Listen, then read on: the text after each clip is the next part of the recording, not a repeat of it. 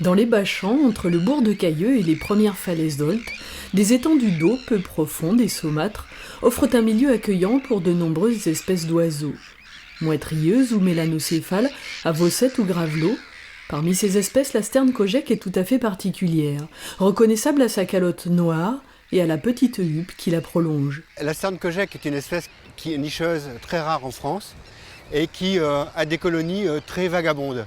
C'est-à-dire qu'elle s'installe une année à un endroit, et l'autre année, elle s'installe à un autre endroit.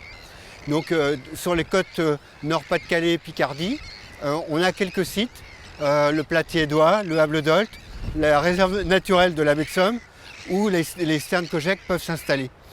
Depuis 2 ans, elle est installée ici au Hable d'Olt, où sa reproduction se déroule relativement bien. La sterne kojek est très grégaire et vit en colonie. Les nids sont rapprochés, les couples espérant ainsi, par l'effet de groupe, limiter les risques de prédation. Selon les années, la colonie s'installe ici ou là sur les îlots des bas-champs. Les premiers oiseaux nicheurs de ce printemps 2017 sont arrivés dès la fin du mois d'avril.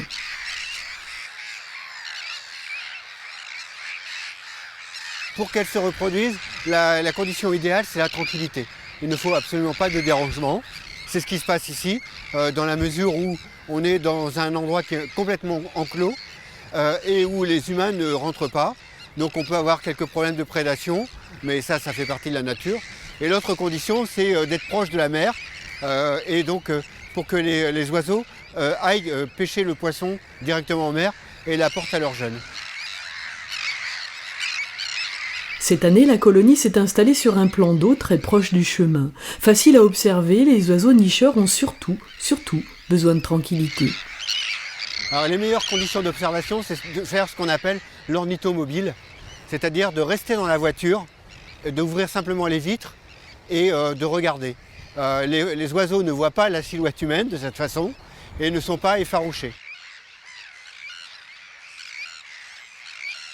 Surtout ne pas claquer la porte, parce que le bruit peut les effaroucher. Et ça peut être dramatique puisqu'on a des envols de tous les oiseaux en même temps et des oisillons qui restent sans protection. Des éclosions peuvent se produire jusqu'à la fin du mois de juin. L'élevage des petits se prolongera jusqu'au 15 ou 20 juillet. Les premières sternes s'envoleront en migration pour rejoindre les côtes de l'Afrique de l'Ouest dès la fin du mois d'août.